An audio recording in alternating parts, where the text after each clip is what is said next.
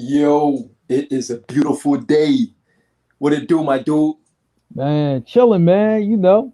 I was like, man, it's good over here, man. It's a Yes, lot sir. happening out there. So we Yes, got to sir. get right to it. So I'm just like, man, I'm ready.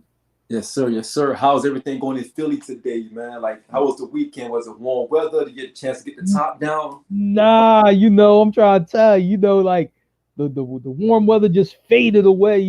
Just back to the cold, and everything like that, man. So Yeah. people had their windows up. You know what I'm saying? I was just like, okay.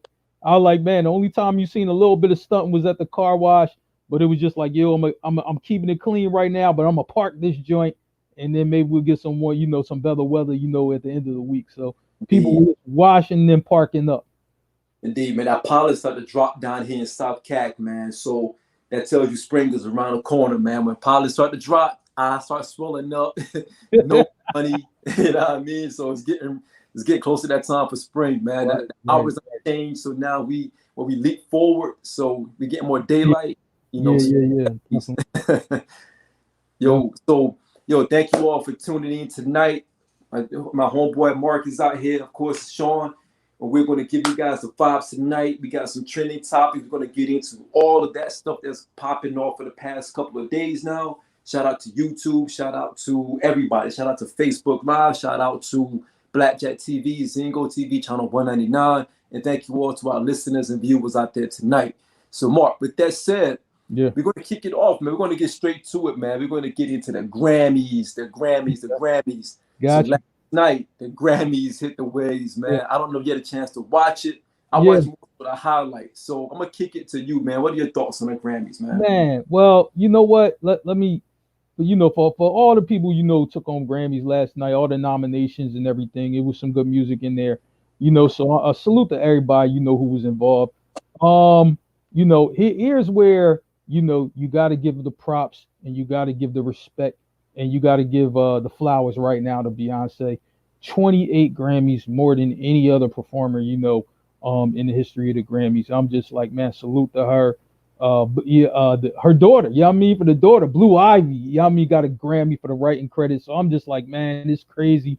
I was just like, yeah. So but Beyonce, I'm like, man, she just knows how to, put out, what I mean, some good music, does some good songs, and you know what I'm saying, in the performances, you know what I'm saying? I'm like, man, I'm like, you've been to a Beyonce show, Merv passed out, we already know that. Yeah, Burp You know what Pat. I'm saying? Yeah. But she has that effect on some people. So I'm just like, okay, we understand the Beehive, but just props to B, you know what I'm saying, for that. Props to Megan the Stallion. New artist of the year. You know what I'm saying? She was like rapper of the year. I'm just like, man, she hit like a tidal wave, once, Jay Prince and Rock Nation, kind of got that whole thing together. Yeah, I mean, she just was hitting record after record after record. I mean, yeah, I'm gonna say like this, right? I didn't know, especially like recently. Usually, when you have 8 records on the radio, usually it's Drake. Megan was right there, at in that type of lane, in that type of vibe. So, salute to her, for getting it going. Um, Also, the baby, he has some great performances too. So I'm just like, and really, the baby is like the remix killer right now. Like, if you have a remix, he automatically needs to be on it because when he's on it, he just makes the record better. So yeah. I'm just like, yeah, props to the baby, for his performances, all the remixes and everything like that. So I'm just like, man, oh, and Cardi B and Megan, WAP, the performance, you know what I'm That was saying? your favorite song of the year, right? Last year? Yeah, that well, it's probably Merv's favorite song and mine second, you know what I'm saying? But Merv might have passed out again. I don't really even know. Right, If around, he might have passed out watching that. But right. yeah, that performance was great. So props to them for that. But we gotta go. You know what I'm saying? Now we gave out all the props we need to, but we gotta go to this rap album of the year. Um, when I looked at everybody who was in the mix for this, I'm just like, these were more serious albums. Yep, yep. And usually Grammys don't do that. So I'm just Right. like, man, that's definitely new.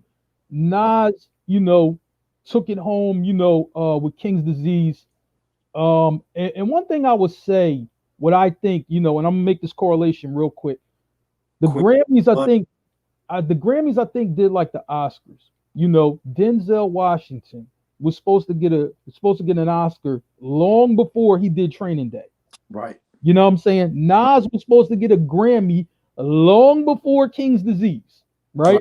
So Right. I liken it to that. You know what I'm saying? You're talking about two greats, that I think, got passed over a little bit, with the, in these award shows. I'm like, hey, let's just call it what it is. There's sometimes bias. We all know that.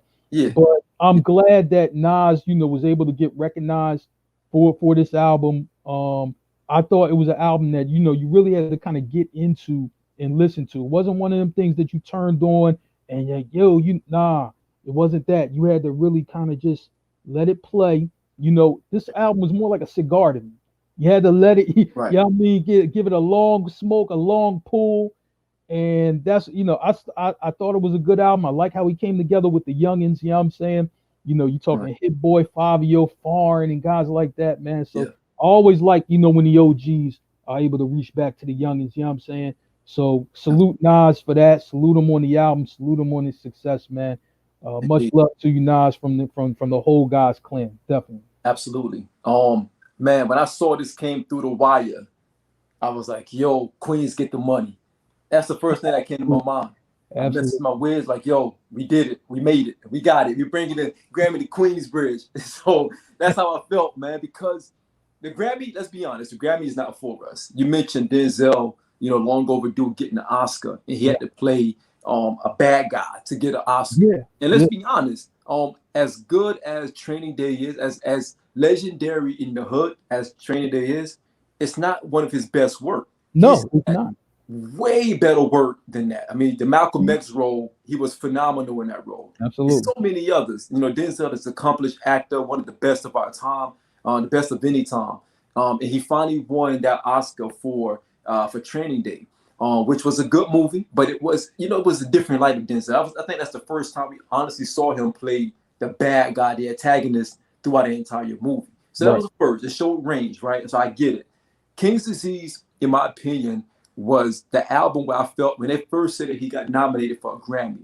I think I told you, Mark, I said, if he doesn't get the Grammy for this, he's never going to get a Grammy because he's been nominated 14 times for stellar music, for stellar albums, stellar songs. I even thought that the album that he made with Damian Marley a few years ago, Distant Relatives, I thought that album was Grammy worthy because the Grammy has a certain thing that they go for. And, if you go back to the Marleys and you think about the name recognition for the Marleys, you think about the way they created that album together, that album was really a good piece of body of work. I actually went to see them in concert and they played every song on that album. And it was a phenomenal concert at the House of Blues.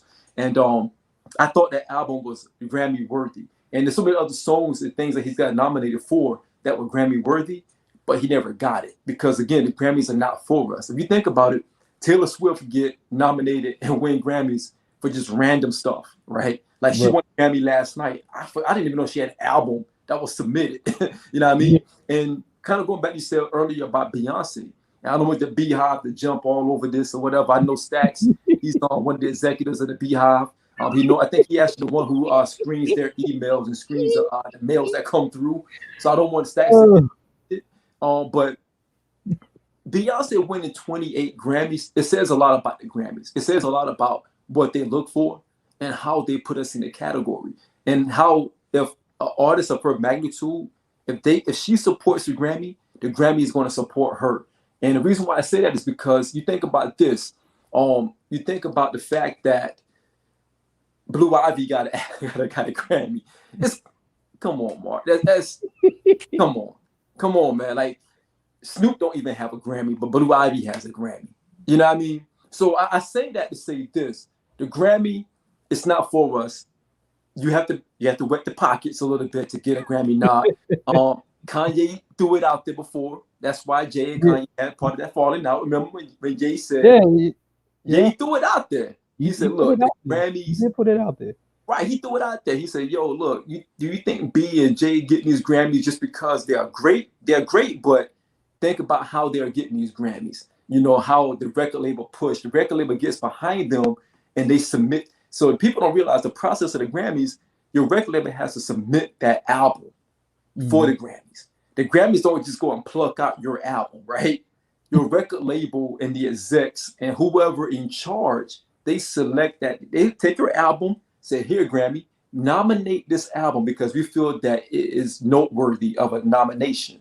Then the Grammys from there, they get into the process, whoever they got, and they select the winners for the Grammy. That's why every year you hear other artists want to boycott. I think this year it's The Weeknd.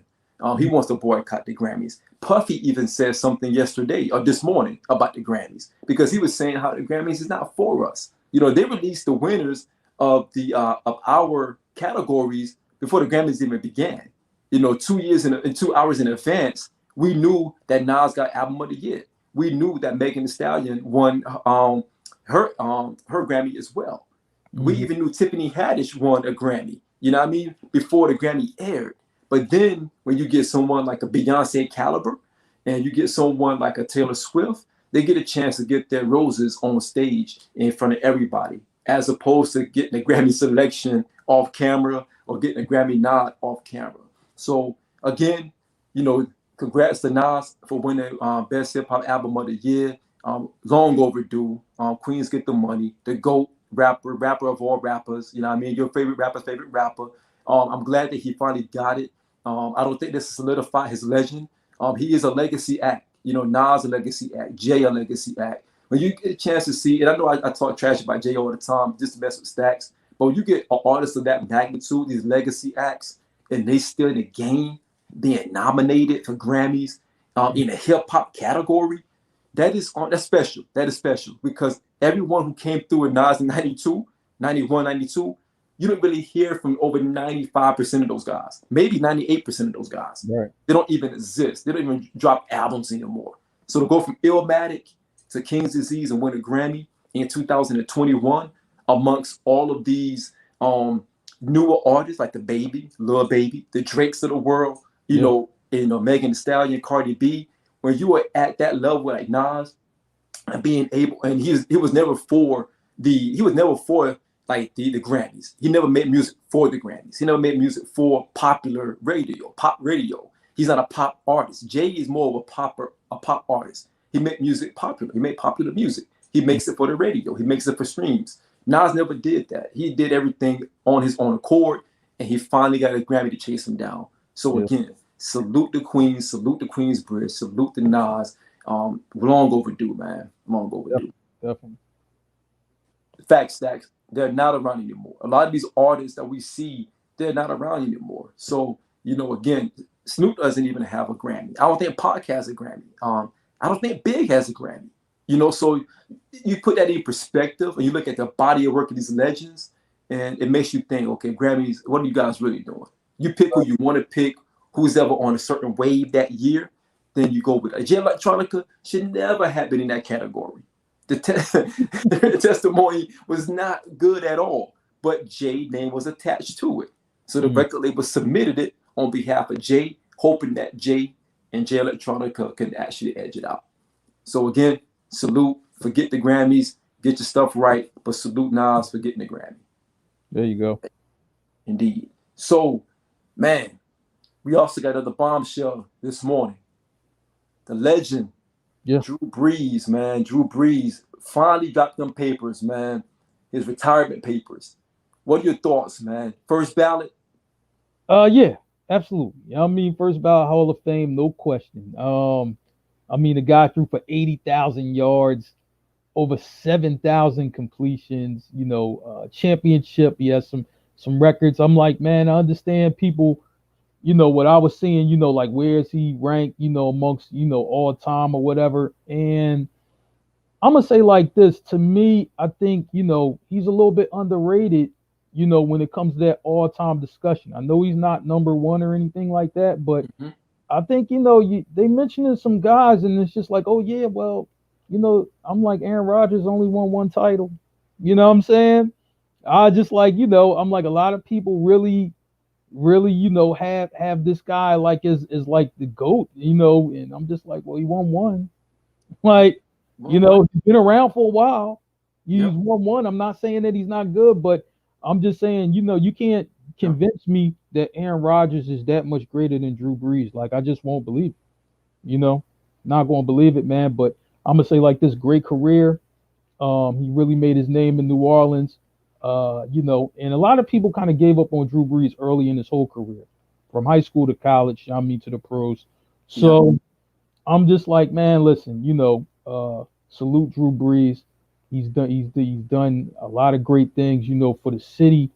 And even when he might have made a mistake or whatever, right? He was willing to correct those mistakes, man. And that shows what a man is, man. You know what I mean? When a man is like, you know what? I was tripping. I was wrong. Let me right my wrong. You know what I'm saying? So I just like much respect to him, man. You know what I'm saying? I'm glad he gets to ride off to the sunset because he's earned that. He's played well. He's done a lot for New Orleans, man. So salute to him. He did.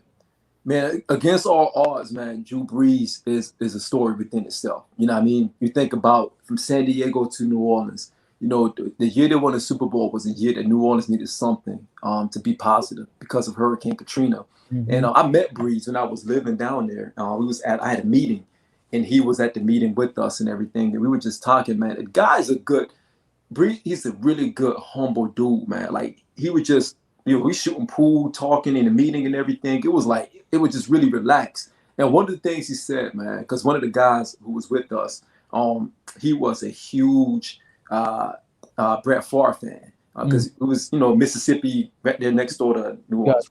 Mm-hmm. And he said, one of the things that he admired about Brees over Brett Favre is that Brees was never considered to have like the big arm.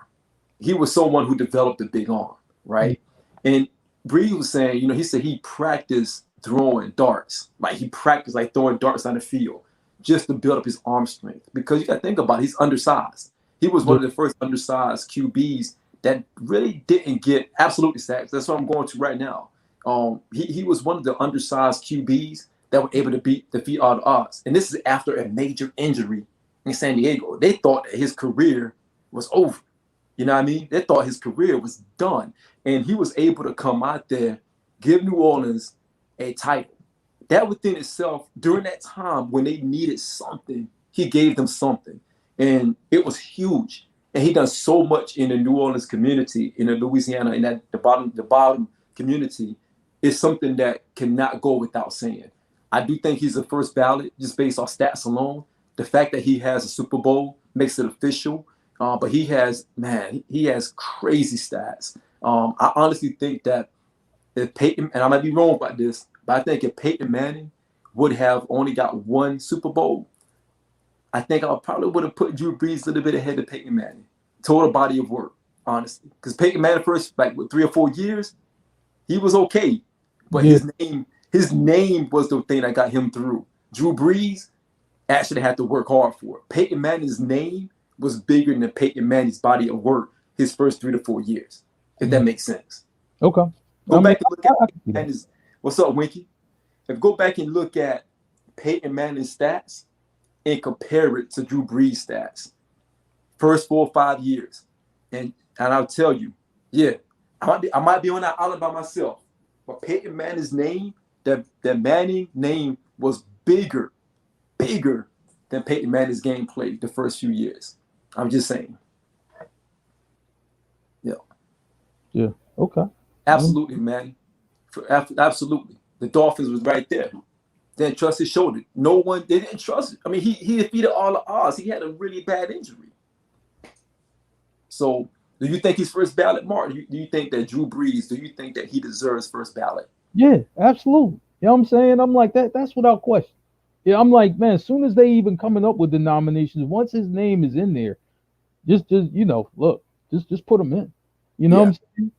Just put him in. Absolutely. So we're going to go ahead and head over to the March Madness, man. There we go. I'm going to flip this over to you because I'm going to keep it a buck. I haven't been following March Madness or college basketball that much this year. I was very disappointed in in college basketball. It'd be the last few years. So I might flip it to you, man. I got my picks for the Final Four. Okay, cool. I'm not comfortable with these picks. Man, neither am I, and especially this year, right? Mm-hmm. First thing, we're going to start out. Of course, that's going to say that Duke is not in it no more. We're going to start out. Duke nor Kentucky is in the tournament. It's been 33 years since that happened. 33 years. 33 years. That is a long time ago. Yeah. I'm like, that's hard to believe with the level of their programs. But here's the thing, when you have these young kids, these one and dones, right? If you don't have the practice time, you don't have the games, guess what? That's what you're going to get. No matter how talented they are, that's what you're going to get. Absolutely. So that's the way that's going to go. Absolutely. Yeah, but go ahead. No, I was agreeing with you. I was agreeing with you. Yeah. I was agreeing with you. I'm gonna say like this. Absolutely, absolutely, Merv. Absolutely. This is that year that someone that you would never think would win a championship would get it this year. I'm gonna say like this, right? What's crazy when I'm looking over this, right? This is the type of year. This is the type of year where if you really have a guy, that can take over a game, this is probably the year for that team. Maybe to ride that player, and ride that kind of hot streak, get it done. So I'll say before I give my picks, I'm gonna tell you these players to watch. When you're watching the tournament, right?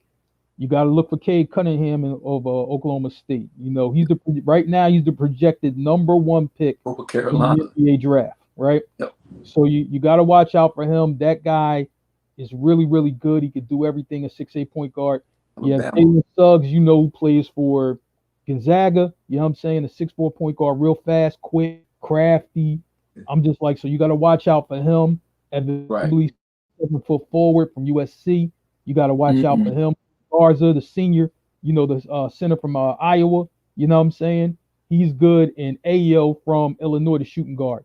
So I'm just like, man, watch for those guys because those guys are special players in college basketball, can get hot and do some damage, right? Okay. But it should be a fun tournament because it should be unpredictable. And to be honest with you, I think it's going to be more upsets in this tournament than it has been in any tournament. I can see. Do not be surprised, like, oh man, the number 2 seed lost. Don't be surprised. I can see. Don't be surprised because I think this can happen this year. Yeah. But you know what? I'm going to go to my Final Four. Who I think is going to get in the Final Four, and I'm just like, man, I was looking for an upset. I don't have the upset, that I needed, right? So I got Gonzaga in the Final Four. I have Alabama in the Final Four. They're 2 seed. I got Bama, yep. Yeah, I have Arkansas in the Final Four, and they're 3 seed. And then I have Houston. You know what I'm saying? Who's a 2? I have Houston. That's different. Yeah, so I'm just like, I think those teams are coming in hot. And to me, I see, we all seen Kemba Walker walk in the tournament hot and then ran it to the title. Yeah. I just think teams are coming in hot. I'm going with the hot streak. Yeah. That's what I'm going with right now. I'm almost there with you. I got Bama because Manny convinced me to go with Bama. I also got Gonzaga. Yeah. And the homer in me, I want to go North Carolina. Okay. I really do, man. But I might have to probably go Illinois. Right. And I want to go FSU. Okay. I think Gonzaga is going to take it. I really think Gonzaga is going to take it. I think that they're well coached. Mm-hmm. I think this year is the right year for them because even under normal circumstances, Gonzaga is a very sneaky team. Under normal circumstances, they're one of those teams to be like, how the hell did they get to the Final Four? Mm-hmm. But then you look at their team, they're a mature team. Yeah. They have a mature roster. And one of the things, Mark, you made me do today was do some research. Gonzaga has always kept a system in place that has not been compromised. They're very mature and they're very fundamental. Could take one of my mouth stacks. they're very fundamental. They move the ball very well. They don't rush and they don't fall under pressure. When the game gets crazy, Gonzaga get into their set, whether it's on defense or offense, and they make it happen. That's a team like that that's well constructed to play in the circumstances that they're playing in right now in COVID. So I think that's the team to watch out for. Houston is a wild pick. If you get Houston, y'all heard it here first. I have not heard anyone say Houston in no way, shape, form, or fashion. So y'all heard it here first. When Marc saying Houston, I say Gonzaga. I say like this with Gonzaga, if they are to win it, it will be the first time a mid-major, has won the whole thing. I mean, they've been in the Final Four, they've been in the finals, but a mid-major has not won, the title. And I'm like, man, I would like to see Gonzaga do it because, this mid-major stigma, we got to let that go. Teams that can play just can play. Just, call it what it is. Absolutely. So we'll see, man. We'll see. We'll keep eyes on it for the next couple of days. And absolutely. It's going to be tight, man. It's going to be tight. Yeah. I feel you. I feel you on that. So we got our next one, man. I think we're going to go to... We going on Fast Five? Are we going on Fast Five? Let's go Fast Five. Okay. So, all right. There's a lot of crazy stuff going on in Fast Five, man. All the Fast Five could have been... honestly, it could have been major topics. So we can breathe on that Fast Five segment, man.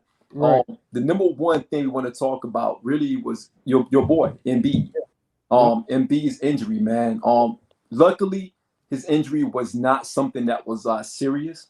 There was no structural damage, no ligament damage. But nonetheless, it's an injury. It's going to sit him out. I think, how long did they say about what? They said 2 to 3 weeks, right? 2 to 3 weeks. Okay. Obviously, you give them 3 weeks, because you don't want to mess with it at all. The Sixers, I'm just like, it was a bone bruise, so I'm like, you're happy about that. You're relaxed, Danny. The Sixers fan, you're happy about that. You're, as a basketball fan, you're happy about that because I'm like, he's been dominant. The whole season. So I'm just like, man, it's a sigh of relief, but I think with him being out, the other guys are going to have to step up, and we're going to really have to see, what they can do. And, hey, Ben, it's on you. You're the all-star here. You know what I'm saying? I'm going to need you, to get busy. Yeah. It's on you. You know what I'm saying? You got the team for the next 3 weeks. It's on you, So I'm like, man, I understand it's a collective unit. But they're looking at Ben, and Ben going to have to get it done. Right. And this is his chance. I'm hoping Embiid can come. I know man is still sitting him out for the season, for the playoffs. I want to see him come back to an MVP.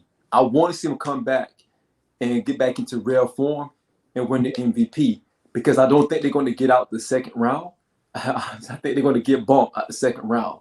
But I want to see him come back and win regular season MVP. But that's just me. So we had the broadcaster, man. Oh Lord. Yo, so he had diabetes. Let's give him benefit of doubt. I don't, knock on wood, I don't have diabetes. I don't know if anyone is diabetic. I don't make no jokes about anyone who's diabetic.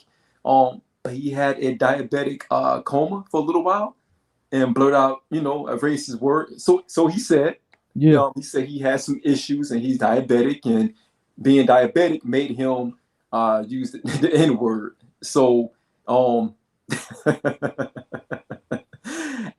don't know how to feel about that. So it's not funny, man, because he could have come up with anything. He could have said he has Tourette's. He could have said anything, like, man. I've been drinking, but it's starting to get out of hand, man. I mean, you're starting to hear these things. You're starting to see people become more loose at the tongue, especially in the sports arena at this point. Yep. One of the things that concerns me the most is that it's becoming a norm. Almost every single week, we hear someone blurt out a racial slur or made a racial gesture or something that's inappropriate. And when you got, kids and athletes involved, it's very unfortunate. He's blaming being diabetic. Never seen it before. It's ridiculous, man. I'm very disappointed that's happening. So what are your thoughts on that, man? I don't know what to say about that, man. I'm just like, why are you calling any game? You know what I'm saying? I'm like, if that's how you feel, right? And I'm just like, listen, basketball, I'm just like, man, you gonna get a mixed bag of everybody on the court. You know Everybody, what I'm saying? everybody. Especially I'm saying for real black folks. So why are you at the game? You know what I'm saying? I'm just like, yo, why don't you go call the cornhole thing or whatever Right. with with your people? You know what I'm saying? You don't even need to be there, right? Right. Now I'm Man, gonna they say say, like this. man, they say this. Man, they think everybody get their ass kicked every time man Right. turn around. Yeah, well, man. You know what I'm saying? Man. But I'm Absolutely, gonna say man. like this. Fuck that dude. They Absolutely. these young ladies still went on to win the title. They had Yep. an undefeated season, right? The WNBA Players Association spoke up for them. You know what I'm saying? And commended these young ladies on handling themselves with class. And that's what you got to do. You know what I'm saying? Absolutely. When you get a troll, a peon, you know what I'm saying, a nut, you know what I'm saying? Yo, you just have to handle your business, man. You know what I mean? And leave that alone and just keep moving, keep handling business. So salute these young ladies, man. You know what I'm saying? I'm glad they did their thing. And this other dude, I'm like, he need to be banned for Yeah. life from Right. from this. So he Absolutely. shouldn't be calling any game anywhere. Absolutely. Absolutely. So, man, my man Pat Ewing, man. Yo, y'all doing Pat Ewing wrong, man. Like, look at the legend. Look at the legend, Mark. I don't think y'all understand, man. This is a legend.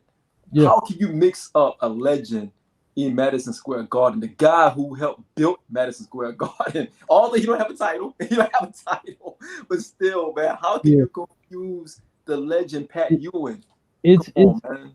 I'm gonna say like this: James Dolan is the worst owner in sports. The worst. I mean, The I'm like, worst. yo, you can look in any major league, he's horrible, right? The I'm just worst. like, man, the fact that he even has a team, is embarrassing. And this is why the Knicks won't win anything. They won't win a title. Right. If any Knicks fans out there, I'm letting you know right now, I don't care who y'all get, it won't ever mean winning the title. Absolutely. You see how they did Charles Oakley, and then Yep. you do Patrick Ewing that way, and Patrick Ewing is not combative, I know. very nice guy. You I know what I'm know. saying? Always, even after, he would take a loss, he'd still be there to sign autographs and everything like that.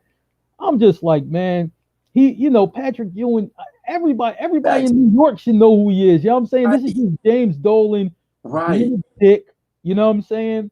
This Facts, is why man. I hate him, and I'm glad that Patrick Ewing, was able to have a little fun with it, have some class Right. with it. You know what I'm saying? Georgetown still went on, to win the Big East tournament, and they're hot right now, and they're going into this tournament ready to do some damage. So, salute Yeah. Ewing. You know Yeah. what I'm saying? Listen, Dolan, gas face, middle finger, everything. You a chump. You know what I'm saying? And that's it. Bobby, they are, man. MSG security, they're assholes, man. Like, honestly, I'm sure someone in that security detail knew that was Ewing, man. I'm sure. You can't, come on. He has a unique look. He's a weird looking guy. So you cannot miss Ewing. Here's the crazy thing. You go to Charlotte games, Glenn Rice, not showing no badge. You know what I mean? I know JG, he just became a Charlotte Hornets fan, die hard. He may not know who Glenn Rice is. Dale Curry, he's not showing anything. I know JG just became a Hornets fan, so he don't know about Yeah. Dale Curry and Glenn Rice and those guys. So I say that to say this. You gotta know who helped build the arena. You know what I mean? You gotta know that, man. It just Ewing is world. Yeah. I think he's world renowned. I would say that he's one of the top centers that ever played the game. Probably what, top five, maybe? Yeah. Maybe top five? Would you give Yeah. him top five? I'm like, man, well, he's definitely top 10. You know what I mean? Definitely He's top 10. definitely Definitely top. top 10. Not only that, he played the Mecca for his entire career. No, he went to Orlando one year, didn't he? He went to Orlando. Yeah, like Orlando and some other team, but that was like all the way at the Yeah, end that of was at the the year. end. You know what I'm saying? Yo, somebody get Dolan up out of there, man. They got to figure it out. They got to get Dolan out there. I just like, come on, man. Iverson walks through all parts of the building, when he's here in Philly. You know what I'm saying? And don't know about he walks in the locker room with the team. You know what I'm saying? I'm just like, come on. You know what I'm saying? Respect, man. Like, It's respect. So the other one we want to talk about, man, the other piece of our Fast Five is Kurt Franklin, man. Good grief, Kurt. good. I heard the audio Yeah. And I want to lead with this, man. Yeah, facts. You don't know who Steve Martin is. I don't even think. Let me relax. Um, Kirk is not wrong. First and foremost, No. look. No. At the end of the day, No, we he love didn't. Kirk, right? When Kirk was talking about, he had an addiction to porn. I know Merv can identify with that as well. So the thing about this, man, I heard the audio. Kirk was not wrong. His son is 33 years old, first and foremost. This Yeah. is not a kid. This is not like a teenager or a young boy.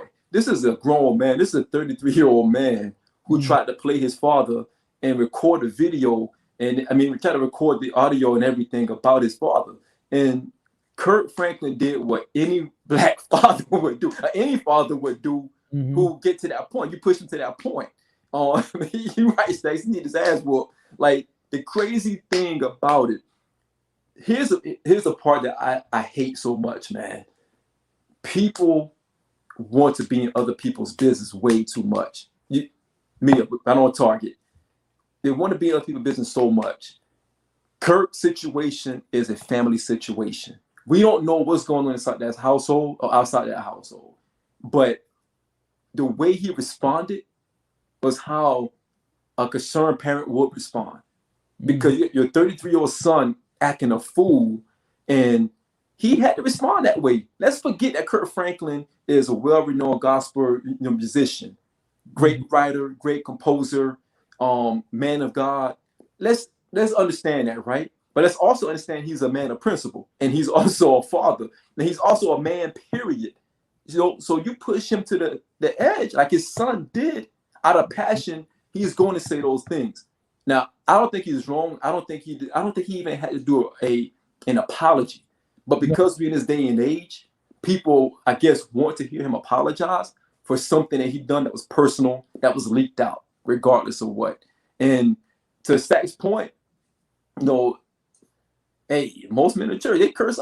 I've seen, man, I got hit on my knuckles by usher women. That was little, like pap, pap, pap, pap. So look, it doesn't matter it doesn't matter if you're the man of the cloth or not. You're still a man, you're still a woman. You're still gonna have emotions around certain things, and you're gonna respond how you respond. So what you think, man? I'm surprised that people are making this bigger than what it really is. Yeah, I'm like, you know what? When I first heard about it, I didn't even know how old the son was, right? Because I heard the audio, and the audio he sounded like, like somebody like, my nephew's age, like 15 or something like that. So I'm thinking this is a kid. I'm like, okay, Kurt, maybe you ain't have to talk to the young boy like that, right?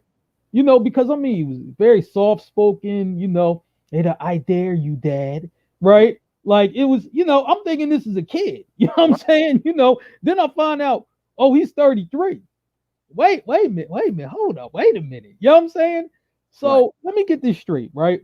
So now, I mean, you really a clown, because first thing, y'all had this whole conversation, right? Y'all had this whole conversation. Right. And oh yeah, I'm gonna try to out my dad. I'm gonna try to play my dad. End up backfiring on you because you getting lit on fire on social media. You probably disabled the comments and cut it off because nobody, for real, agreed with you. You don't try to expose your parents like that. You do not do that to your father. You know what I'm saying? Especially because he was somebody in your life. You know what I mean? Now, probably, I'm just like I said, I'm speculating, but I guarantee you this is probably, what the issue is, right? Dad, I want to do what I want to do. And dad is probably like, well, you can do what you want to do, but you ain't doing it with my money. Right. That's what you're not going to do. Absolutely. And it was probably some foolishness, right? Because we still don't know what he do. Oh, because I heard his little interview. Oh, yeah, I just wanted to live my passion or whatever. Well, guess what? Do it with your own money. You grown. You grown. 33 years old. Shoot, get a job and do it with your own money. You know what I'm saying? Absolutely. I was like, you're not supposed to come to your parents with no foolishness, right? No. And then I'm going to say like this. Every kid, young adult has came to their parents with foolishness. I know I have, right? And it was foolish. And guess what? And it ain't take me no 33 years to learn that. You know what I'm saying? Right. They were shutting it down about 16. You know what I'm saying? Hey, how come I can't? How come I can't do it? Because you can't. You can't. You know what I'm saying? That's it, right? And they would explain to me why, like, like, look, this is why it's not good, and this is why it won't work for you, right? But you don't understand it at that time. But I'm like, you're 33. If Right. you don't understand what's going on in life at 33, you ain't never gonna understand it. Absolutely. You know what And I'm you saying? I right, just, man, he's a whole clown, man. I mean, this right. guy's a clown. It backfired. You know what I'm saying? And it's going to continue to backfire. I'm just like, man, you's a clown. I don't want to hear from you no more. I stand with Kirk. I was just like, man, listen, whoop his ass. You know what I'm saying? Plain Yeah. and simple, whoop his ass. And make a song about it. Yeah. So Yeah, we ride absolutely. with Kurt. We ride with Yeah, Kurt. yeah, man. And do the song with NBA YoungBoy. You know Yeah. what I'm saying? Hey, up. You already work with him. You know what I mean, you could do that. You know what I'm saying? For real, let Young Boy put a verse on there about whooping ass. You know what Right. I'm saying? There you go. Right. But you got to your boy Plaza to relax, man. Plaza joking about it, saying that was him and not Kurt. So he want to take the heat. So tell Plaza to relax, man. I know that's Murph's favorite rapper, man. So tell him to relax, man. Man, Yo, she's so crazy. our last round of our top five, our fast five, we have the Ray and Ghost. Whew, Versus. the battle was coming up. Man, I got mixed Yeah. feelings about this, man. You know, I'm a huge Wu-Tang fan. Wu-Tang is like my first love, hip hop wise. Ghost is like one. If Nas is 1A, Ghost is 1B. Like I'm a huge Ghostface fan.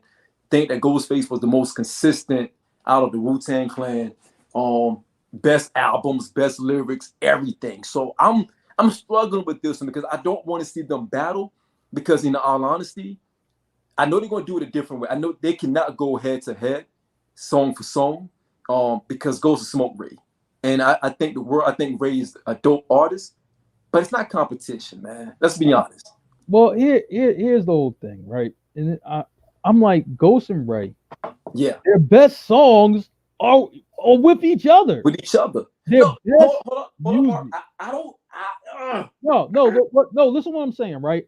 I'm saying, Ghost is on Ray album, Ray is on Ghost album. They're all on Wu Tang's album, right? They're right, all on each other. Like, if you combine all of their work, right?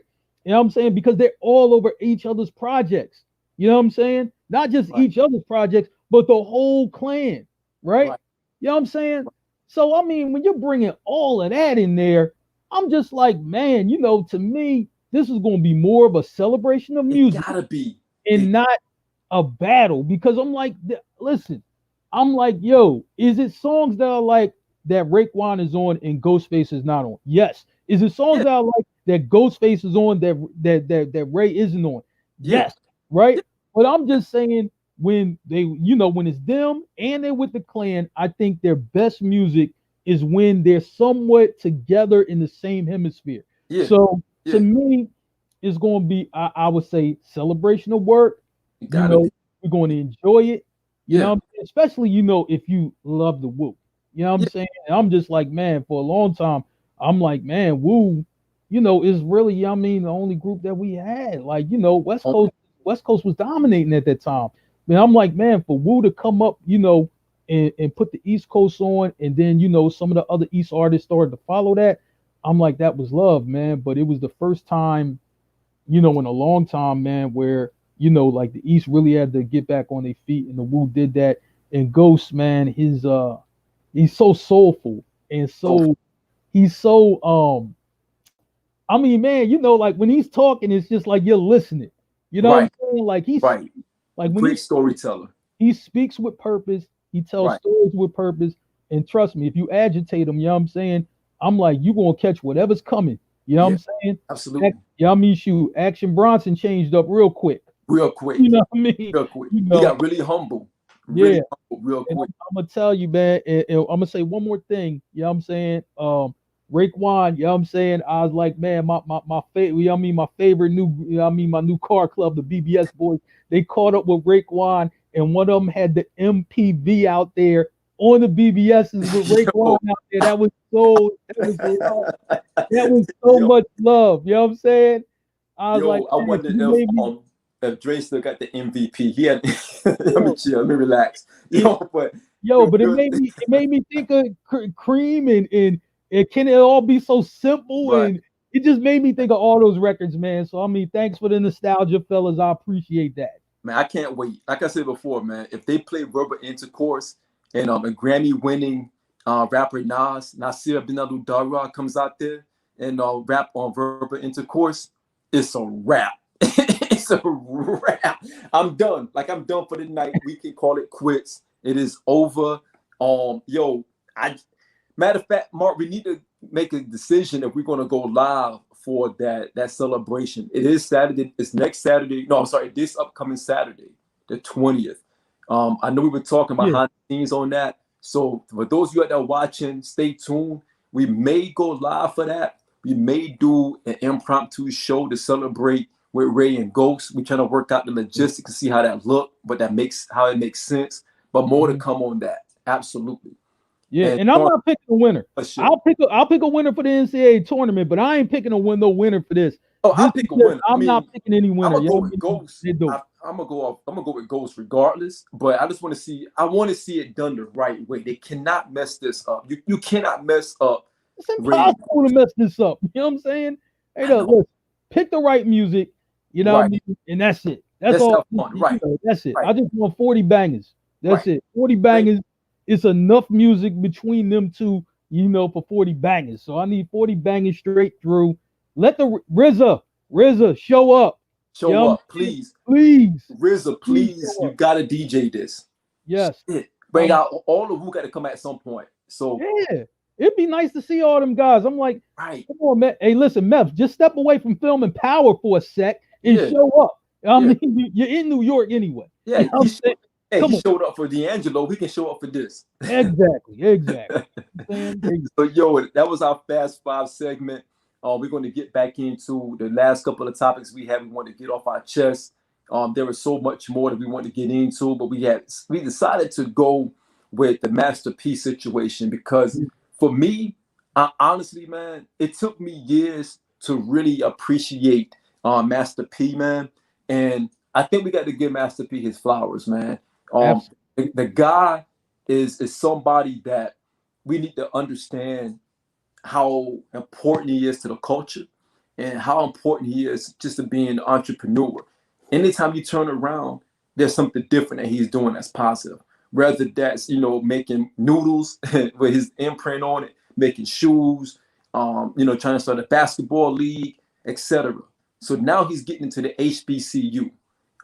It's just one of those things, man, where if you don't like his music, because I don't, respect his hustle, respect his grind, and most important, man, respect his mind, man. The guy's a genius. Master P is a genius. He always found an avenue to make more money and to really show how to, come up and be a boss. So I'm very excited about this. I think this is a great opportunity. I really think this is a great situation that he can put others in a mindset to do other things, especially in the HBCU community. Yeah. I think this is huge if he can pull it off. So what are your thoughts, man? I'm going to say like this. It's HBCUs that are struggling, trying to get money and trying to, find funding and things like that. I come from an HBCU. I went to Cheney University, right outside of Philly. So, and they go through their struggles. You know what I'm saying? So I'm quite sure it's schools that go through their struggles probably right at home in Louisiana. Mm-hmm. I know a West Virginia State has been taken over and not even an HBCU anymore. You know what I'm saying? I'm like, man, my homie, who I grew up with played college basketball there. Mm-hmm. And it ain't even HBCU. And I feel bad about that because, they went through some financial struggles and all of a sudden, you know what I'm saying, that happened. So I would love to see a Master P, just grab hold of one of these schools and let's get this together, let's get this funding right and let's run, these universities correctly, and hopefully he can reach out to some other people who can come on board. I mean, Puff went to Howard, you know what I'm saying? It's a lot of famous alums that went to Howard, some went to Hampton, and things like that. And reach out to some of these other schools and see if we can get them together. You see Deion Sanders at Jackson State. So I was like, man, I love Master P because he really just is like, look, you know what? Why be afraid to try it, right? You know what I'm saying? Instead of, oh, that won't work and I'm not sure, whatever. And me, if you're a black entrepreneur, and I'm like, your product is near me, right? Mm-hmm. I'm like, listen, I'm gonna get it for the culture. So I was just in the store a couple weeks ago. Guess what? Master P Noodles was right there. Guess Right. who bought a box of them? I did. You know what I'm saying? Because I was just like, yo, you know Right. what? Let me do that. You know what I'm saying? Shoot. So I just like, look, you know what? I had a cup. You know what I mean? Put some extra chicken and some shrimp in them things, right? Or whatever. Turned out pretty good. You know what I'm saying? Right. So I'm like, man, so I was like, yo, for the culture, man. You know what I'm saying? For the Right. culture, And man. So, Mark, I see a lot of comments out there, man. I think everybody has some great comments. mhm. Here's my thing. I don't think it's so much as him, you know, having, I guess, the strategy behind HBCU. I think the fact that he has the money and being an ambassador to HBCUs are the most important thing. Yeah. We don't when we get to a certain level, and I see I'm talking about those of melanin, right? We we don't reach back all the time. We normally put money into other things that help someone with lesser melanin, right, or lesser hue, instead of reaching back and helping out those areas that need the most help. HBCUs have been ran the wrong way for a very long time, Yes. and you have people that are in roles that are like really that's their job. Like they have the tools and the resources to run it the right way because they're trying to have a money grab. So, I kind of disagree with some of the comments. Whereas, what can he do to help the HBCU? If he's going about it the way that he said he's going about it, and Master P is an authentic dude. What he's trying to do is make sure that HBCUs are placed in a better position to Yeah. succeed, whether that's from academics, even down to sports. And that's something that's being lost when it comes down to just being able to really help out HBCUs. So many HBCUs go into debt because they get too money hungry and they end up doing some crazy things and lose their accreditation.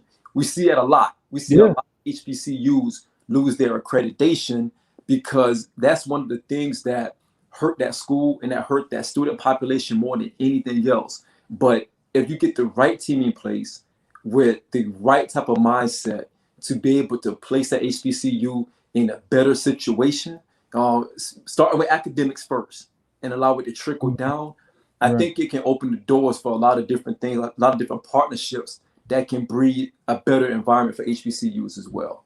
And I'm gonna say like this, right? I think, especially, our people, we have a habit of questioning our own people. Mm-hmm. I'm like, he wants to do something, that needs to be done. You know what Mm-hmm. I'm saying? I'm Right. like, if you have some good ideas, right, about like, oh yeah, I went to a HBCU or I know about this, get it to them, right? Right. You'd be surprised, for these people will reach out to you. With the Right. way social media is now and everything like that, you can reach out and they will reach right back to you. Indeed.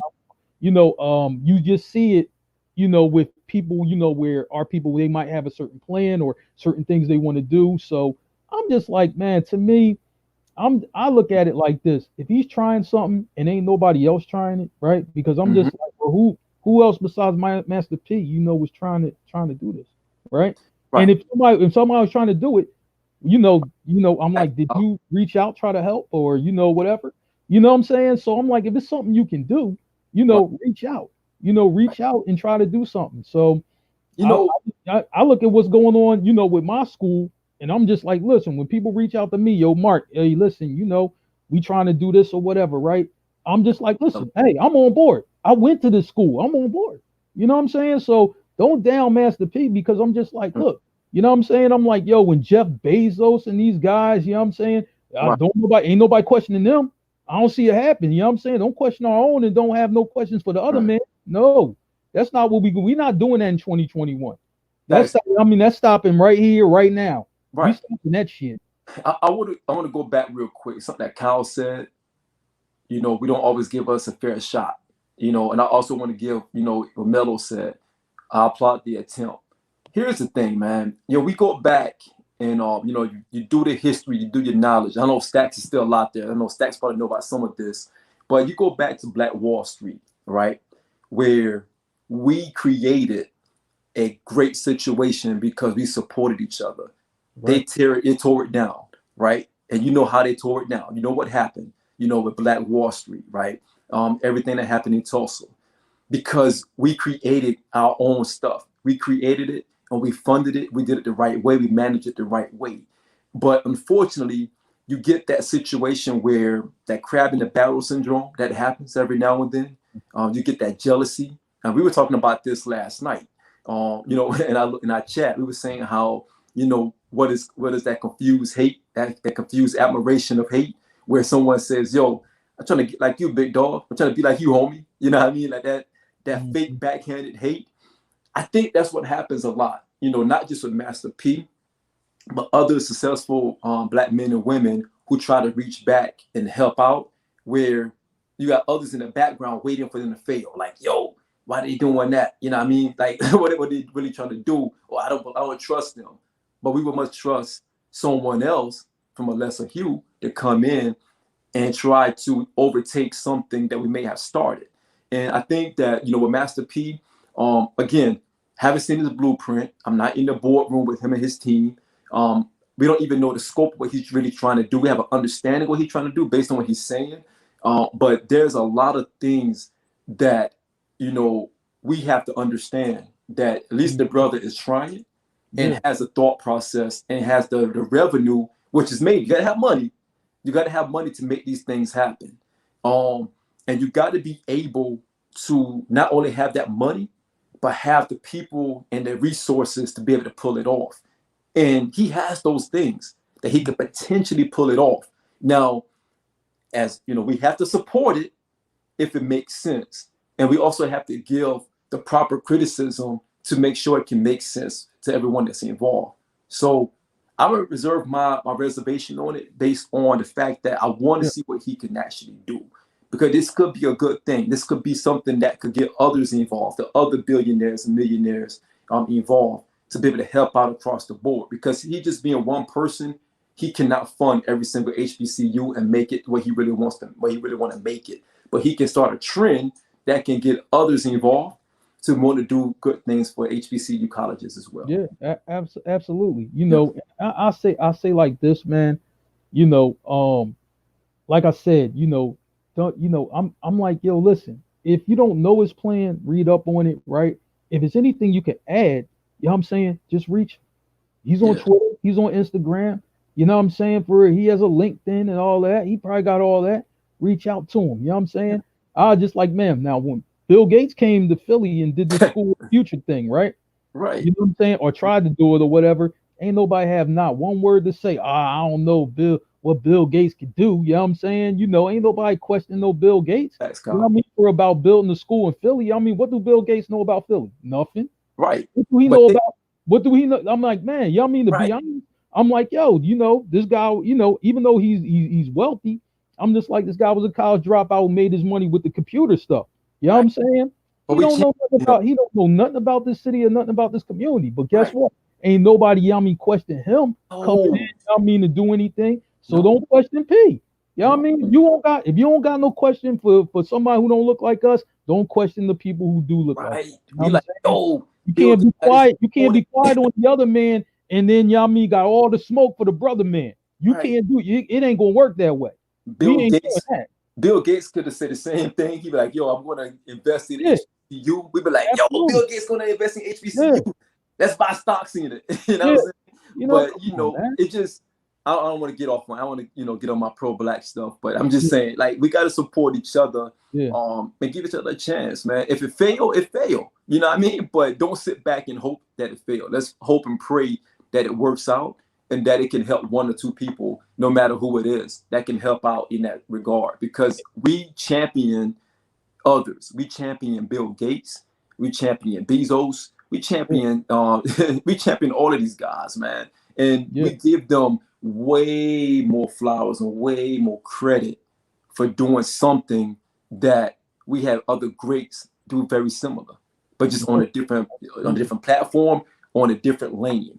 So we gotta champion each other. That's all. And if you have an idea, reach out. Don't tell me I couldn't reach him. No, you know why? You know what I'm saying? Because guess what? You can actually reach out to Mark Cuban and Mark Cuban actually respond. I didn't talk to Mark Cuban on Twitter a few times. He's a billionaire. So You know what I'm saying? I'm guessing you could reach out to Master P if you got some ideas about HBCUs. I'm Absolutely. guessing you can.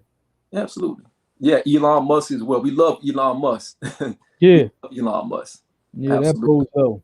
Yo, Stop. yeah, for real. And these guys, they don't care about you. But anyhow, our last topic, and that goes into our next Yeah, it actually does. topic. It's a Mhm. very strong transition.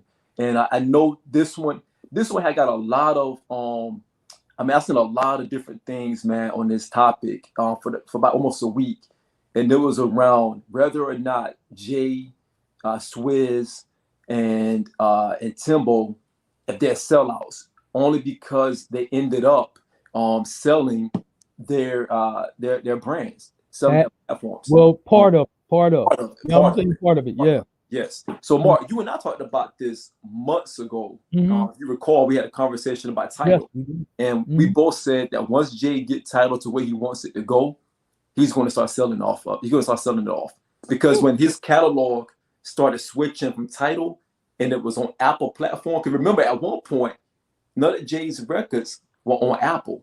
It No. wasn't on Spotify. It wasn't on anything. The only way No. you could get a Jay album is if you got the title. And now we got a situation where he has sold off some shares of title. Yeah. I forgot what it was, but he actually got a good deal with title. Yeah. Got title off, and Swizz and Timbo did the same thing with Versus. I got mixed feelings about this one because I want to give you the good and the bad from it, Yeah. but I want to flip it to you first. I'm gonna say like this, right? The reason this came up, That's how. Michael Rainey Jr., who plays Tariq on Power, right? Who plays Tariq on Power, right? Michael Rainey Jr. Yep. said, like, yo, I think they Exactly. selling out. Why can't we keep anything for us? And you know what I'm saying? Like, Absolutely, I Kyle. get I get where he's coming from, but my thing is Facts. he's 20 years old. Right. Michael Rainey Jr. is 20. I'm like, when I was 20, I might have felt the same way. So I'm not I can't bash him for that. But I'm like, Michael Rainey Jr. I'm like, you're an executive producer of the show you're on. You're going to be in front of these deals in the next 5 to 10 years on the trajectory you're going. 50 Cent is your mentor. I'm quite sure he can explain these type of things to you, right? And my thing is with him, right? I'm just like, I get what you're talking about, but I'm just like, man, in business is done every day, right? When you think something has peaked or plateaued, right? Then you're Mm-hmm. just like, yo, look, it's time. I got it to where it needs to be. Now, Jay might have other projects that he needs to move on to. Swizz and Timberland created a business within the pandemic, right? And it's just like it's topped out or plateaued. Maybe they felt like that and they're selling off parts of it, right? Now, here's the thing: Jay, Timberland, and Swizz Beats, right, still have stakes in these companies. They're still on the board of directors of these companies. So they still have a say so of what goes on. You know what I'm saying? They Yep. just don't have to assume all the financial burden of Yep. everything that's happening with the business as of now. Nothing's wrong with that. You know what I'm saying? Yep. So I would say Michael Rainey Jr. plays Tariq on Power. You just have to get a little older, a little more seasoned, understand how business works a little bit more. And I'm like, talk to those around you who Right. have businesses, right? And I'm like, you're in very great company because I'm like, you get to talk to 50 Cent on a personal level. You get Right. to talk to Method Man on a personal level and some of the actors and actresses and the creator from Power. You get to talk to Courtney Kemp on a personal level. I'm like, these are all people who have done a lot of business. You can reach out Absolutely. to them, you know what I'm saying, and understand how this works, right? So I Right. wish he would have, before he said his comments, I wish he would have reached out to those people and just understand like where they, like, try to understand where they're coming from Right. before attacking him. But I'm not going to bash him because he's 20 years old. And guess what? I did a lot of silly things and said a lot of silly things at 20. Right. So I'm not going to do that to him. You know what, Mark? I don't think what he said was silly. I think what he said was valid. I think Yeah, that I do. I think he has some points to it. I would not call them sellouts for it. Here's what I would say: it's a business move. In business, you're not gonna make everybody happy. anytime you conduct business, you're not gonna put yourself in a situation where you always come out the victor across the board. You're gonna be the victor when you sell off some property and you make money from it and you got you got your desired result. The art of business, especially when you create something, when you create a brand, when you create anything, the goal is to get it at its highest peak and Right. sell it. Start Absolutely. on to another project. Dame Dash said that years ago. He said Yeah. anytime he put together a project, no matter what it was, how big it was, how small it was, he would create it, he would master it, he'll get it to its highest peak. When it's peaking, sell it at its highest peak and move on to another one, because that is the art of business. Anybody who knows business, anyone who's into business, ideally, the way you really make your bang for your buck in business is to create the framework, create the body of it, and you get to a position where you can either partner on it or you can sell it. That's business 101. All right. So if you don't know business 101, and everyone doesn't know business 101, I get it, right? But just common knowledge 101, everything is not going to maintain its value. When you get a vehicle off the lot, no matter what that vehicle is, it's going to depreciate value, right? So when you buy it, you're buying it at the highest value when that vehicle comes in. By the time you drive it off the lot, it started going down. Same thing with business. You open up a business up, it booming. Like Versus is booming. So this is the part where I want to pivot just a little bit. Versus is booming. When it came out the gate, the first couple of months, Versus were at a high peak. Versus starting to taper down just a little bit because now they're trying to figure out artists. You got to think about these artists are divas, no matter who they are, rap artists, whatever. They're divas. So it's hard to get these guys in the same room. It's hard to get these guys in the same platform. So now Versus are starting to kind of come down a little bit, if you think about it. Although we were waiting patiently for this Ray and Ghost battle, do we really need this battle? Because there were some other battles they could have done, right? So now they're at a point of celebration. I share that for this long. You go back even to the D'Angelo and Friends, which was trash, right? We agreed that was trash. Yeah, I think we all agree with that. Versus is going to run its course. Versus is going to run its course. Why not sell it right now while it's still buzzing and move on to a different project, but also allowing the artist to get part of the share? Because what Thriller is going to do, again, Thriller is not owned by us, but what Thriller is going to do, which I hope doesn't happen, but it's a great chance it's going to happen, they're going to start bringing in other acts. They're going to start bringing in pop acts. They're going to start bringing in rock and roll acts. They're going to expand. Now, I'm not saying I saw this. I don't know if this is going to happen. I'm just thinking how they're probably thinking from a business perspective. Thriller is going to open it up to other genres of music. Right now, Versus belongs to us. That's how we feel, right? And we should feel that way because we're doing hip hop, we're doing R&B. We have legends. We had Patti LaBelle and on Gladys Knight at one point. So we had some legends. But now you are a partnership and you sold some of that over to Thriller. What they're going to do, there's a great chance as our steam start dying out on our music, our cultural music, they're going to pick it up with the Taylor Swifts versus the whoever, the Christina Aguilera's versus whoever. You know what I'm saying? They're going to start opening it all the way up for other acts from other genres to come in. And honestly, I said this before, Mark, a while before. We do not support our legacy acts as much as others support their legacy acts. No. You have Aerosmith, who was in the game for 50, 60 years, and they still tour, sell out arenas, right? Because they are supported. You know what I mean? You got these other legacy acts, rock and roll groups, Kiss. They sell out arenas, and they can barely move on the stage, but they sell out arenas. Right. You know what I mean? So what Swizz and Timbo did was the right business move. Was it the right thing in our eyes? Because we feel like we're losing, we're going to lose what we thought was ours because we enjoyed Versus the time that it was going on. But let's be honest, Versus dying down. You and I talked about this last year when we're doing our rendition of Versus, if you will. There's going to be a time when you cannot put this artist against this artist because hip hop is not as sustainable as these other rock legacy acts. these other pop legacy acts. Mm-hmm. We love hip hop dearly.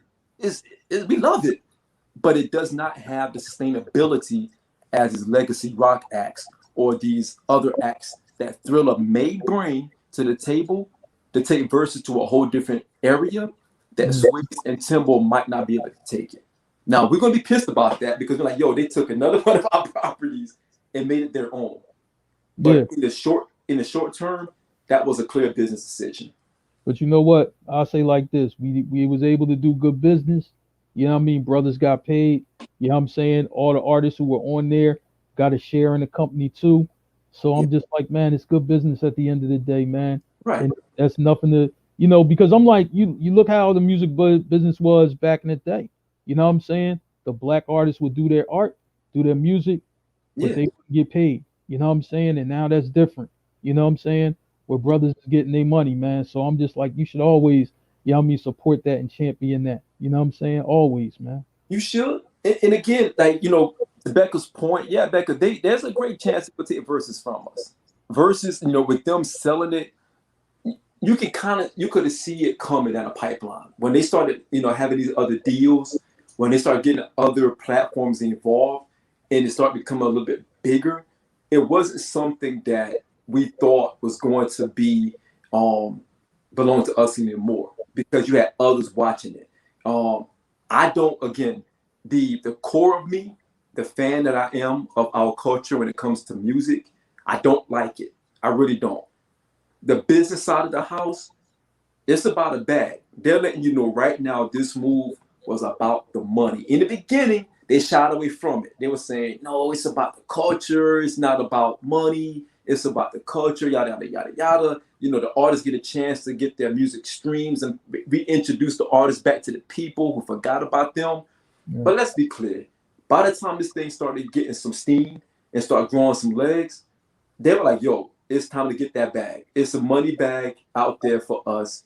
And I'm sure they had many suitors that came to them. When they got, I think they were on the cover of Rolling Stones. They were on the cover of one of those magazines. When Mm-hmm. they got on that cover, I said, yo, Versus, they're about to take Versus away from us. Because now they're Rolling Stones and the other mags and the other outlets are recognizing something that Timbo and Swizz created and was able to make big during a moment where the world was in standstill mode, where you didn't have anywhere to go, where people start creating other businesses to adjust to the times of COVID. And now it's not intimate for us anymore. We can't tune in to say, you know what, I cannot wait until the next Verses. Although Rain Ghost is going to be monumental for diehard Wu fans, but after that, what do you do? Where do you go? What other routes can you take when it comes to Verses? How many other artists going to turn them down? They have been turned down. They've been turned down by so many artists that I think they're getting tired of it because they run its course. You can't do it for so long. And I mean that happens, man. You know what I'm saying? I'm like, I understand where it started out, and it started out, this is our thing or whatever, right? But then as it got bigger and bigger, it was just like, yo, you know what? The Fast money jump. started coming in, the opportunities started coming in, and then once that happens, it's just like, yo, we gotta make a move here. You know what I'm saying? But I'm like I said, at least we getting paid, because I'm just like, for a long time we wasn't even getting paid. We was just doing it or whatever, right? Right. Where it's like, yo, the company come in and fund the whole, like, yo, we'll throw this to them or whatever, but then we'll get paid on the back end. I mean, Right. I tell everybody, I'll just like, listen, if you've never seen the Welcome to Death Row documentary, please watch it, because it's such a great piece of business to understand how that whole thing worked. And in Right. the end, Interscope, you know what I mean, which was out of business, basically out of business, right? On their last legs, you know what I'm saying? Suge Knight walks in, you know what I'm saying, to get a deal, and that saved Interscope and made Interscope into a powerhouse label. You know what I'm Right. saying? They really were on their last legs, you know what I'm saying? And you see what happened with the black folks in that. Suge went to jail, Tupac dead, you know what I'm saying? But Jimmy Yeah. Iovine and Ted Phil made 400 million Right. because of Death Row. Because Like, I'm just like, man, so I mean, we always gonna be creative, right? That's absolutely. our people, right? But what I'm saying is, we got to understand the business side too. You know what I'm saying? It's great to be creative, but understand that business side and get paid what you're worth. So when these young guys are making their music and doing their things or whatever like that, right? Get your worth, get your money. You know what I'm Absolutely. saying? You know, so you could build something else. You know what I'm saying? And then you could pass those lessons down for the other guys to build something else. You know what I'm Absolutely. saying? So I don't see nothing wrong with that. No. And Mark, to your point, that's what happened to Def Jam. When they were in that situation, when they were on the brink of like shutting down in '98, they had to get DMX to drop 2 albums in 1 year just to keep them afloat. Because when Jay dropped Sunshine, Sunshine didn't go anywhere. You know what I'm saying? So they were like, "Yo, X, can you drop another album because Jay just dropped Sunshine?" You know what I mean? We can't get nowhere with Sunshine. So when X dropped, It's Dark and Hell is Hot in the beginning of the summer or the beginning of the spring, and then turn around at the back half of the year and drop on Flesh of My Flesh, he Yeah, was able to single-handedly get Def Jam back to prominence. And what they did to him, they shitted on him a couple of years later when he yeah, was loyal to them. They didn't even give him an opportunity to have an executive role with the company right. when they leaned on his body of work to get them out of that situation that they were in. And Def Jam has some heavy hitters. They had Red and Meth. They had LL. They had Jay. They had some, they had, I think Murder Inc. was just starting to get rolling with them with Ja. They Yeah, had some heavy hitters in the canon, but they weren't able to get off. They weren't able to get off. Um, they were never able to get the shit off. yeah, And the thing about it is, I say that to say this. I didn't say that the shit on Stacks at all because I know Stacks loves shit on Sunshine. I didn't say that shit on Stacks. What I'm saying is, you got to strike the iron while it's hot. You yeah. got to hit the shit while it's hot. I Absolutely. hate the fact that we may lose verses. I saw Chauncey put in there that we may get a Katy Perry versus what's her name, Taylor Swift. I ain't watching that shit, but I can guarantee you the internet is going to freaking crash if you get Katy Perry and Taylor Swift in a versus battle. That shit is going to crash, and there's nothing we can do about it but sit back and say, "Damn, they got us again," and that's it. That's That's it. That's that's it. it, man.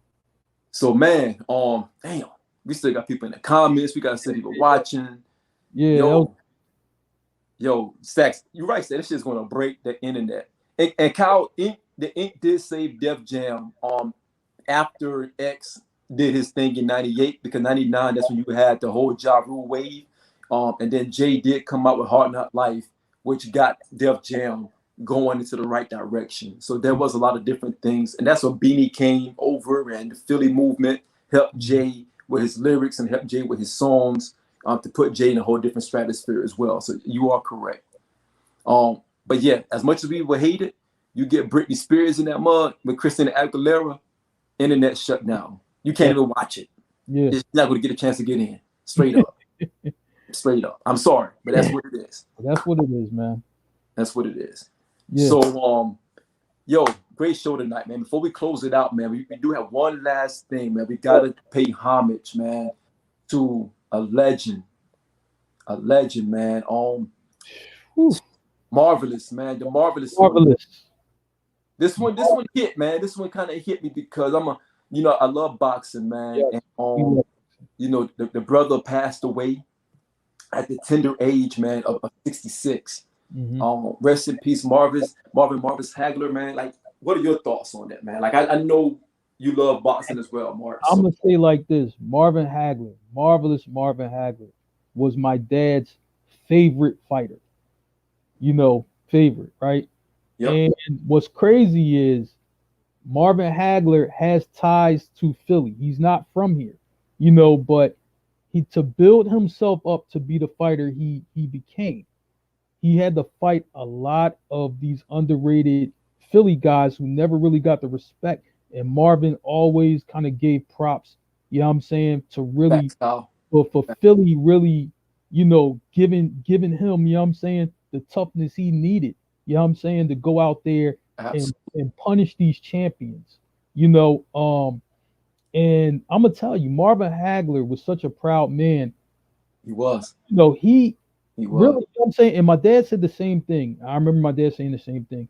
He's like, Marvin Hagler never lost a fight, son. He's just like, I don't care what the records say. He's like, I watched those fights. He's like, you watched them with me when you was a kid. He didn't Yeah. lose. They robbed him. You know what I'm saying? And Marvin Hagler, they actually offered him like 25 million to come back and fight Sugar Ray Leonard again. And he Yep. was like, I beat him the first time. Yep. He's like, I'm turning it down. I'll beat him the first time. Yep. And then went to Italy to become an action movie star over in Italy instead of boxing. You know what I'm saying? Right. I'm just like, man, you know, he was a special fighter, a hard-nosed fighter, you know, and really, you know, just He really did. was about his business in there. And I'm gonna tell you that Thomas the Hitman Hearns Marvin Hagler fight, the first round was the best first round in boxing. First round ever. It's Ever. I don't think you'll ever see young men Ever. something like that Ever. because those guys were throwing bombs for 3 minutes. And if you're in a fight, you got to understand 3 minutes feels like 30 minutes. You know what I'm saying? You know, if you're fighting somebody for 3 minutes, even on the street, if you're fighting somebody for 3 minutes, it might feel like 3 hours. Yeah, you win it. You know, because I mean, for those guys, just throw bomb after bomb after bomb and take them. And take the shots. And taking them. I'm like, man, that was just special. I would say if anybody has not seen the first round of Thomas Hearns and Marvelous Marvin Hagler, guess what? I need you to get off this broadcast right now and go watch that right now. Google it. Go watch it right now. Google it. You know what I'm saying? Yeah, just Google it, YouTube it, go watch it right now. He was a great fighter and a principled man. Yes. And you know what? We miss him, man, because he was special.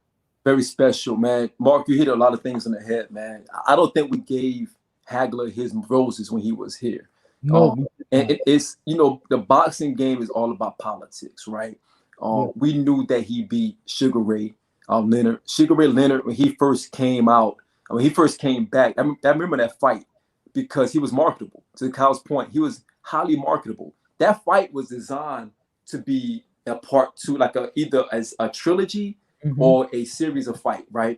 Where Hagler was supposed to lose to Sugar Ray because remember Sugar Ray had just came back, and Hagler was supposed to lose to Sugar Ray so they can have a rematch. And they did everything to make sure Hagler lost that fight. Sugar Ray was dancing in that ring. He was dodging. He was dancing. And Hagler was still out punching him in that fight. And it showed you how much the boxing industry during that time was really based on the marketability of a fighter and just the glamour of the fighter. I don't think a lot of people know, but Clubber Lang's character was loosely based on Hagler. With just the cerebral approach, training on his own. He was one of the only fighters that trained solo. He wasn't in the community to train with anyone. He was a cerebral fighter, trained solo. He talked shit. He backed it up, and he was a hard hitter. Like you said, the best fight that I've ever seen in my life, the first round of him and the Hitman Hearns. Now, I'll be honest, if the Hitman Hearns did not break his hand in that first round, I think he would have got Hagler because the Hitman was a monster. I'm gonna give him his roses right now. The Hitman, curl and everything. The Hitman, they call him Hitman for a reason because he can hit you, man. And that fight, if he never broke his hand that first round, I honestly think that he would have beat Hagler. But again, Hagler wasn't liked. They didn't really care for Hagler. They thought that he was too much of a man of principle because he didn't curve to the politics of boxing. He was that type of guy where, it was one of those things where it is you get what you get out of me. This is who I am. I'm not gonna play your politics, I'm not gonna play these games. I'm gonna come in and fight, I'm gonna train. I'm not training for the media, I'm training solo. He was one of the few fighters during that time that trained by himself.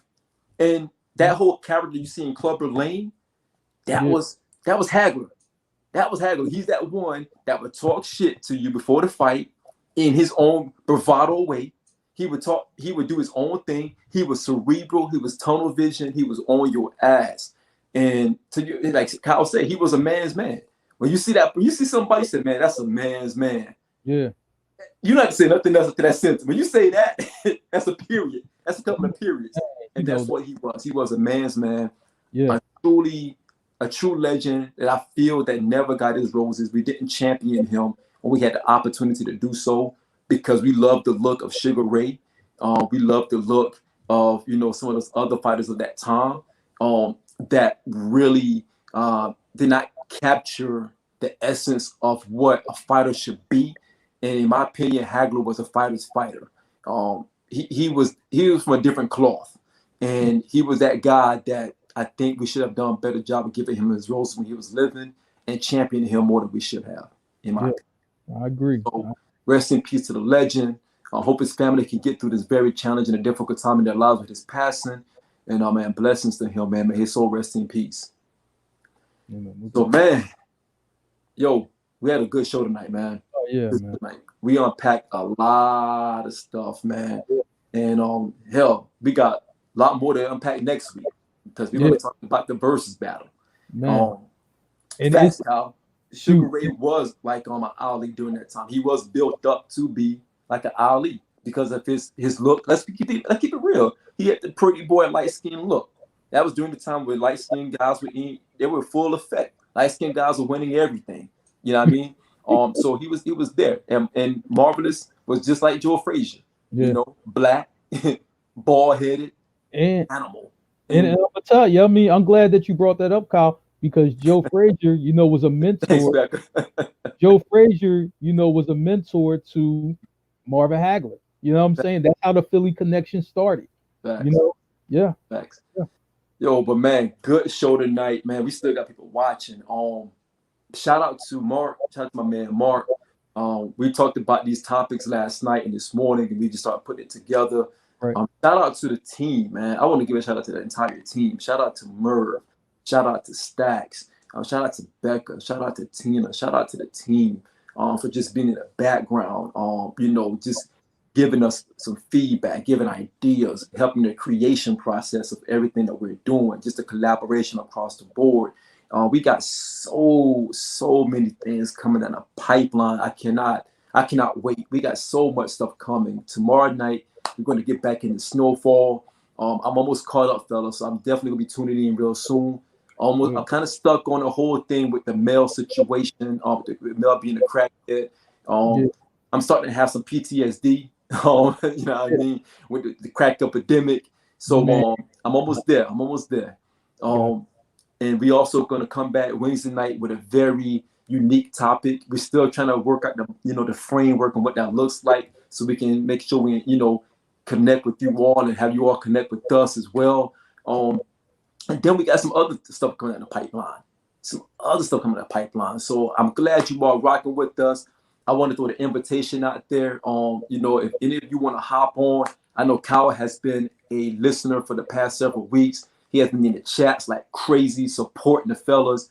Cal, we want you to hop on with us, man. If you want to hop on next week, I can shoot you a list of the things that Marc and I are going to get into. We want to show love back, man. We think you got a good voice. You came on with us last week, very short at the very end. So we want to extend the invite for you to come on at the beginning of the show and rock with us as well. And that's for anyone out there who's rocking with us. We wanted you all to come and rock with us, get on live. Let's chop it up. Let's have these conversations. Because we got so much we're going to unpack, and we got so many things coming in the pipeline. So again, thank you all for watching tonight. Shout out again to YouTube. Shout out to Blackjack TV channel 199. Shout out to everybody, Facebook Live, everybody. Shout out to my Wiz, my daughter. Shout out to everybody out there. Marc, any shout outs for you, homie? Man, just shout to everybody rocking with us, man. You know what I'm saying? Yeah. Oh, and that guys, for our Facebook page, for real, the fun page, we always get it cracking in there. Crazy. Have a lot of fun, with that. So, jump on that with us, man. And I'm like, man, we'll we laugh a lot, but we'll have some serious things, some topics, that we can really deep dive into. So, just get to rock with us, man. We always gonna have something on deck for y'all. And thanks for rocking with us. I appreciate all the love, man. Definitely.